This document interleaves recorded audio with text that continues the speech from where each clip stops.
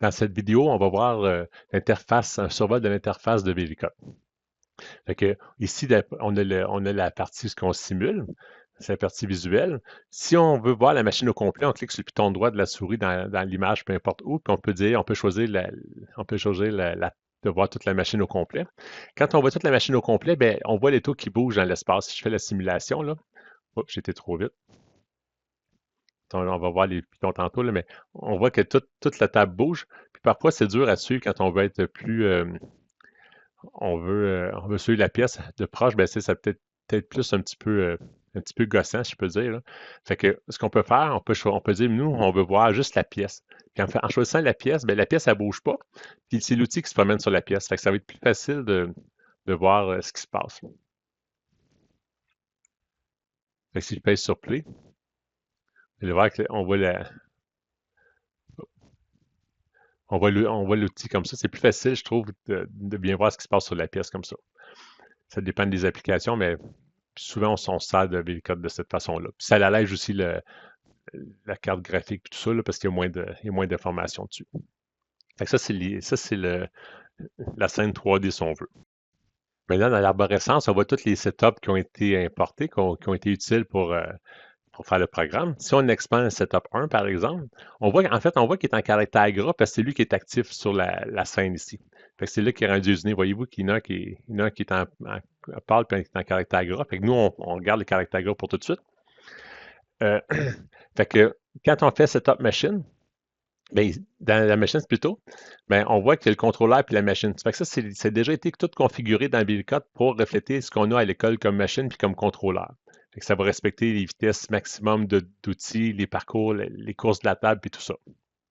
Après ça, on a la partie fixture. Si on clique sur le modèle, on voit ici que, par exemple, ça, c'est la fixture qui correspond à la fixture 2. Ça, c'est la fixture 3, 1 puis 4, mettons.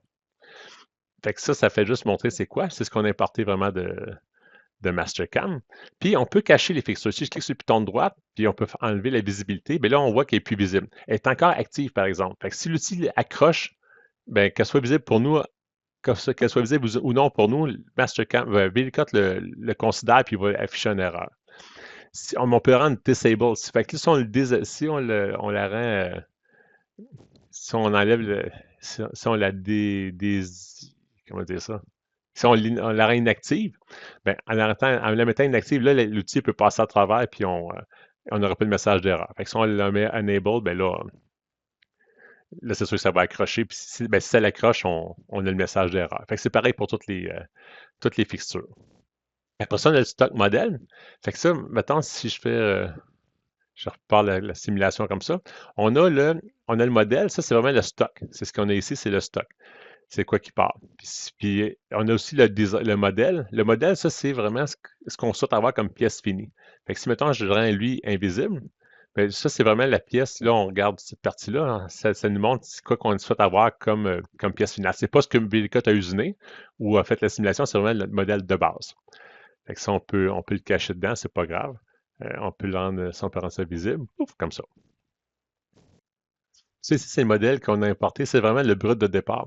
Mais si on fait jouer la simulation, mais voyez-vous, il va créer le code stock. Fait que c'est encore le brut, mais c'est le brut après qu'il ait fait la première phase d'usinage. Fait qu'il va il va créer le stock, le code stock. Ça, il va se servir de ça dans les prochains setups pour partir de là pour continuer à usiner. On ne repart pas tout le temps du brut qui n'a jamais été usiné. Fait qu'il va apparaître le code stock ici. Après ça, ici, on a le programme 0. En fait, ça, c'est le système de coordonnées. Fait que si on clique dessus, là, il est déjà affiché, mais on peut dire on veut le rendre actif ou pas. Pas actif, on peut le rendre visible. Ça, c'est important de le mettre visible au début parce qu'on va être sûr que le 0 il est à la même place que Mastercam l'a mis. Pour être sûr qu'il n'y ait pas d'erreur de position. Fait qu'on peut le faire afficher, vous dire on est correct, notre XY est dans ce sens-là, le Z est par en haut, puis on est dans le centre du brut, puis sur le dessus, c'est parfait. Fait que c'est important de le voir comme ça. Après ça, tu as les offsets. Ça, on n'a pas à y toucher, c'est déjà tout calibré pour notre machine, puis le Mastercam, il est fait pour importer de cette façon-là. Fait que ça, on laisse ça comme ça. Dans Mastercam, tu sais, quand on était ici, puis on était dans Offset, on mettait toutes les coordonnées comme ça, là. Fait que c'est comme ça qu'il parle à VLCOT. Fait qu'il faut garder ça de cette façon-là. Là, je viens de faire afficher je viens de faire afficher l'interface de Mastercam à VLCOT. C'est ici qu'on voyait l'information. Euh, Maintenant, on a le tooling. Ça, c'est l'outillage. Fait que si on double-clique dessus, ça, c'est l'outillage qui était fait pour ce programme-là. Puis, si on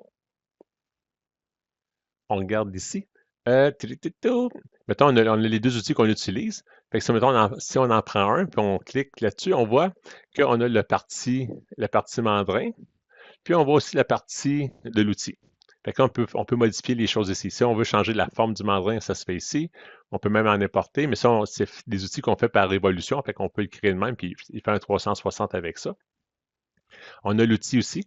Fait que là, on peut changer les dimensions d'outil, la partie qui coupe, la hauteur totale de l'outil, comment il sort du mandrin, le diamètre qui rentre dans le mandrin, puis le diamètre de coupe. Tout ça, ça change.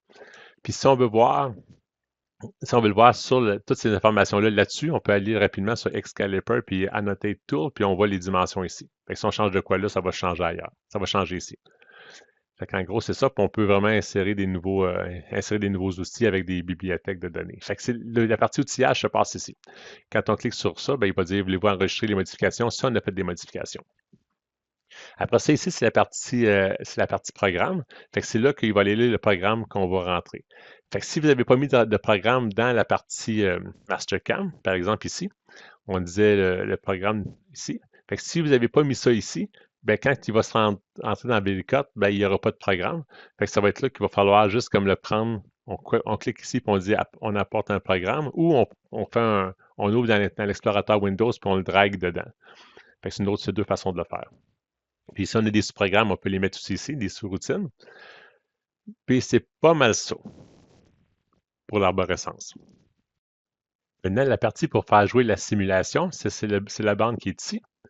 Euh, Fait que ça, c'est la vitesse de simulation. Fait qu'on peut jouer pour dire qu'on veut une simulation rapide ou lente. Fait que si on le met lentement, puis on clique sur Play pour faire jouer la simulation, on voit que c'est lent. On va l'accélérer un peu pour aller où ça apparaître, là. Puis on peut le mettre de façon lente ou on peut faire jouer au maximum. Puis ça, cette configuration-là est typique à chaque setup. Fait que si, mettons, vous voulez faire jouer le setup 1 vite, vite, vite, parce que vous avez tout enlevé les erreurs, c'est correct. Mais quand tu vas tomber dans le setup 2, ben, si ton setup 2 il est bas, ben, il va recommencer là. Fait que tu n'as pas à dire quelle vitesse pour l'ensemble des setups, c'est vraiment typique à chacun des setups. Euh, Après ça dit ce qui se passe. On n'a pas de piton appuyé, mais ça dit qu'est-ce qui se passe comme si tu es en train de faire une sous-routine ou blablabla.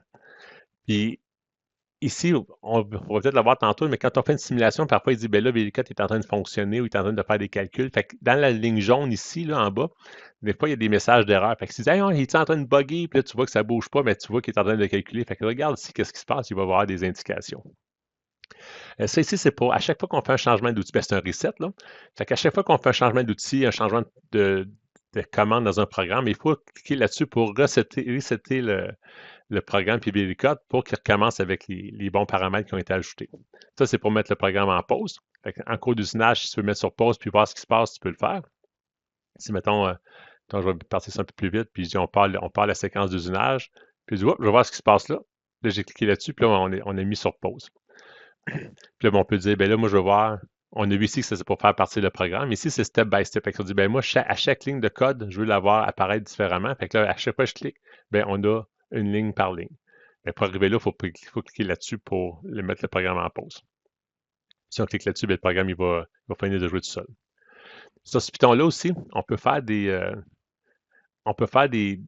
on clique sur le Python de droite, je vais arrêter le programme. Là. Tout. Et si on clique sur le piton de droite, on peut forcer le programme à arrêter à certaines places. Fait qu'on peut dire, là, on a dit à chaque fin de setup, on veut que tu arrêtes.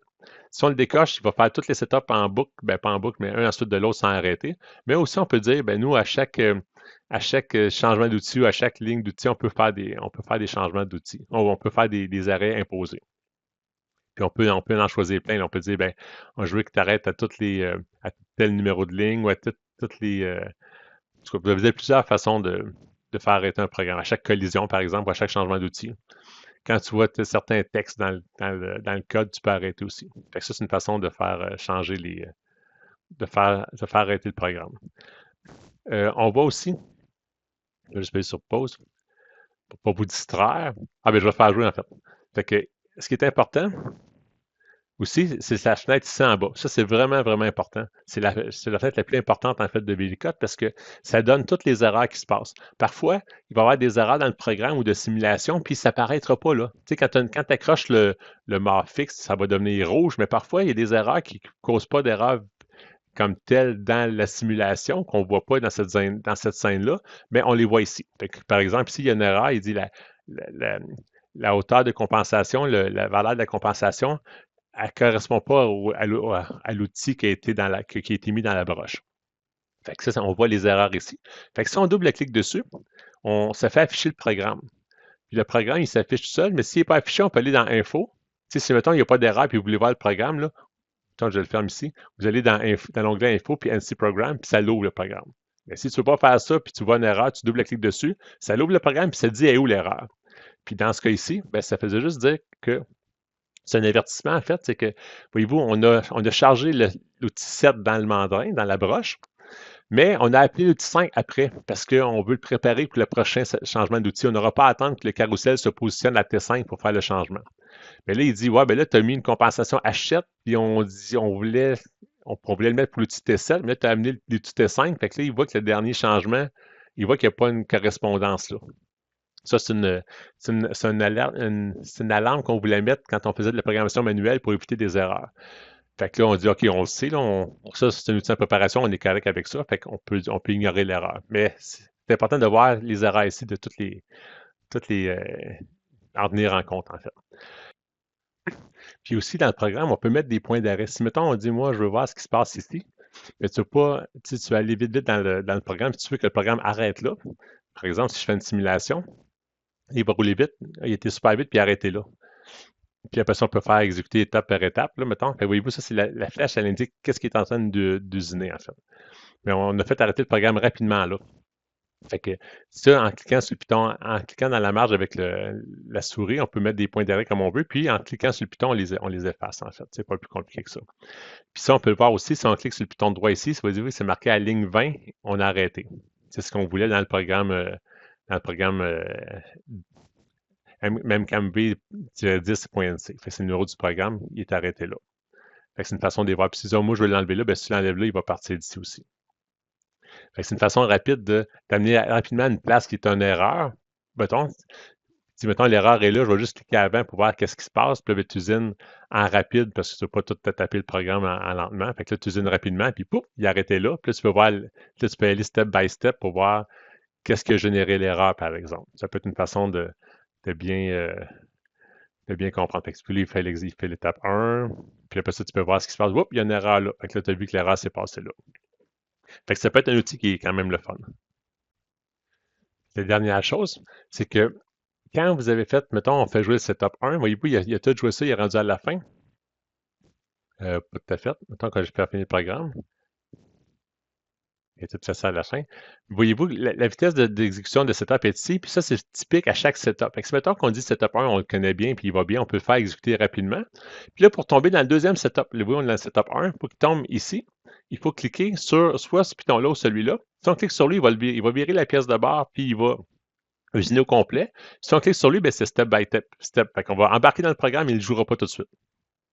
Fait que là, on peut regarder, ouais, OK, la pièce qu'on vient d'usiner, ce bar-là, il reste ce bout-là. Le zéro programme est à la bonne place. Fait qu'on dit, OK, on est d'accord avec ça, puis on peut continuer. Fait qu'on peut aller step by step ou on le fait aller en simulation. Puis voyez-vous, la vitesse de simulation n'est pas pareille parce que la vitesse est vraiment typique à chaque exécution, à chaque setup. Fait que si, mettons, on fait un reset, puis on dit, lui, il va bien, je pèse sur play. Voyez-vous, il va faire comme, il fait vite. Après, hop, il y a un arrêt, mettons qu'il fait vite comme ça. Après ça, on dit, ben là, on va voir ce qui se passe dans l'autre setup, puis on le fait jouer, puis il va jouer à cette vitesse-là, mais on peut l'accélérer aussi si on veut. Mais c'est tout. J'espère que c'est clair.